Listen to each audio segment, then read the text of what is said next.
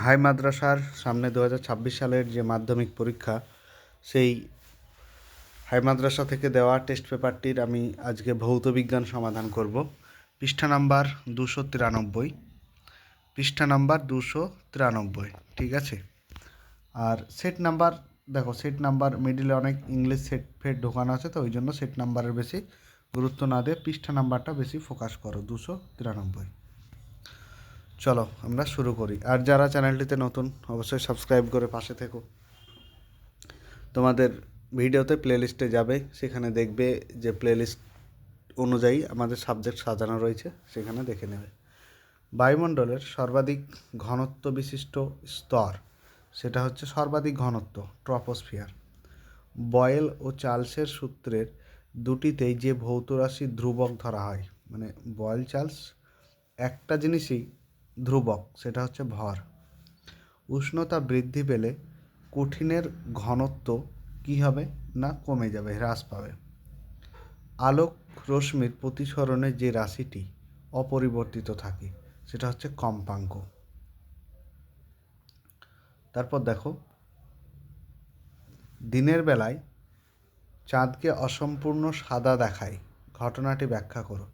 এটা হচ্ছে যে বিক্ষেপণ, বিক্ষেপণের জন্য চাঁদটিকে সাদা দেখায়, সম্পূর্ণ সাদা দেখায়।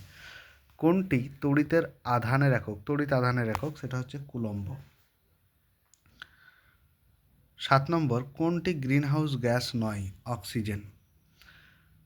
কোনটি 300K এর সমান, এটা হচ্ছে 27 ডিগ্রি সেন্টিগ্রেড। তারপর দেখো, নিচের কোনটি একটি ক্ষারীয় মৃত্তিকা ধাতু, সেটা হচ্ছে ক্যালসিয়াম। নিচের কোনটি সমযোজী যৌগ নয়, সেটি হচ্ছে NaCl। তারপর দেখো, তড়িৎ বিশ্লেষণের মধ্য দিয়ে তড়িতের পরিবহন ঘটায়, এটা শুধুমাত্র মানে ক্যাটায়ন এবং অ্যানায়ন উভয়েরই, শুধুমাত্র বলছি মানে বোথ। কোনটি নাইট্রোজেন ঘটিত একটি জৈব সার, সেটা হচ্ছে ইউরিয়া। অ্যালুমিনিয়ামের আকরিক কী, সেটা হচ্ছে বক্সাইট। এলপিজির প্রধান উপাদান হলো বিউটেন। তারপর দেখো বিভাগ ক্ষয়ের, এসআই পদ্ধতিতে চাপের একক কী, পাস্কাল। চলো পরবর্তী কোয়েশ্চেন দেখি। পৃষ্ঠা 90, 294 পৃষ্ঠা নম্বর। চলো দেখি যে জীবাশ্ম জ্বালানির একটি উপাদান হলো কার্বন। ওলিয়ামের রাসায়নিক নাম কি, পাইরোসালফিউরিক অ্যাসিড। তারপর দেখো, CaO এর অণুর গঠনে ক্যালসিয়ামের পরমাণু, মানে ক্যালসিয়াম পরমাণু, এটা হচ্ছে কয়টি, দুইটি সংখ্যক ইলেকট্রন বর্জন করে। তারপর দেখো, জৈব যৌগ কাঁচা ফল পাকাতে তো ইথিলিন সাহায্য করে। ভিনিগারের মূল উপাদান অ্যাসিটিক অ্যাসিড, ঠিক আছে। তারপরে দেখি, চলো সত্য মিথ্যা।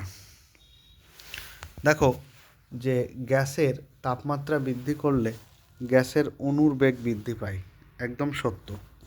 সিলিকন একটি অর্ধপরিবাহীর উদাহরণ, সত্য, সিলিকন অর্ধপরিবাহী। তারপর উষ্ণতা বৃদ্ধি পেলে ধাতব পরিবাহীর রোধ বাড়ে, সত্য। এলপিজির প্রধান উপাদান বিউটন, এটাও তো সত্য, MCQতে দেখলাম একটু আগে। ভোল্টামিটার মূলত একটি পদ্ধতি, এটাও সত্য। তারপর দেখো, জিঙ্ক ধাতু কার্বন বিজারণ পদ্ধতিতে নিষ্কাশিত হয়, না, এটি মিথ্যা, ঠিক আছে। তারপরে দেখো, বিটা কণা তেজস্ক্রিয় পরমাণু নিউক্লিয়াসের বাইরে থেকে উৎপন্ন হয়, এটা সত্য। তারপরে এবার এই স্তম্ভের সাথে বি স্তম্ভ মেলাতে হবে। তার আগে বলি, যারা সাজেশন নিতে চাও তারা অবশ্যই হোয়াটসঅ্যাপে যোগাযোগ করো। ভিডিওর কমেন্টে দেখো, হোয়াটসঅ্যাপ গ্রুপ আছে, সেখানে তোমরা জয়েন হয়ে যাও। তারপর দেখো, তড়িৎ ঋণাত্মক। এই যে তড়িৎ ঋণাত্মক, এই তড়িৎ চলো, তড়িৎ ঋণাত্মক কোনটা হবে, সেটা হচ্ছে ফ্লোরিন, 5এরটা। তারপরে সন্ধিগত মৌলগুলি তড়িতের সুপরিবাহী। এরপর 1, 2 বা 3 যোজ্যতা ইলেকট্রন যুক্ত মৌল সেগুলো কি না সব টেফলন।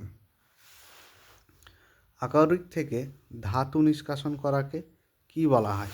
সেটা হয় বিজারণ। তারপর দেখো একটি গ্রিনহাউস গ্যাস সেটি হচ্ছে মিথেন, CH4 চারেরটা। চলো পরবর্তী দেখি যে 30 ডিগ্রি সেন্টিগ্রেড এবং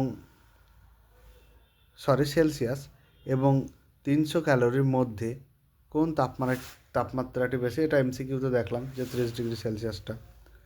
তারপর আলোর বিচ্ছুরণের একটি প্রাকৃতিক উদাহরণ রামধনু। ঠিক আছে, চলো পরবর্তী কোয়েশ্চেন দেখি যে শূন্য মাধ্যমে পরম প্রতিসরাঙ্কের মান কত? সেটা হচ্ছে 1। তারপর দেখো সিএনজির পুরো নাম হচ্ছে কম্প্রেসড ন্যাচারাল গ্যাস। ঠিক আছে, কম্প্রেসড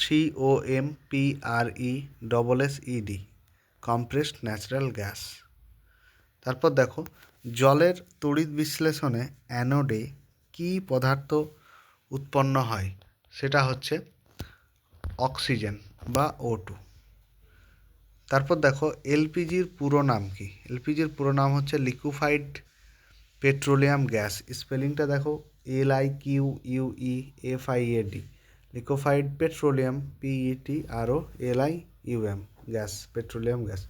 এবার হ্যাঁ, তোমরা কি এইগুলো ইংরেজিতেই লিখতে হবে এমন নয়, তুমি বাংলাতেও লিখতে পারো। ঠিক আছে, তারপর দেখো যে পচা ডিমের গন্ধ সেটা একটা গ্যাসের নাম, এরকম একটা গ্যাসের নাম, সেটা হচ্ছে H2S, যার পুরো নাম হচ্ছে হাইড্রোজেন সালফাইড। ঠিক আছে, তো আজকের ভিডিওটি এই পর্যন্তই। পরবর্তী ভিডিও নিয়ে আসবো, তোমরা চ্যানেলটি ফলো রাখো।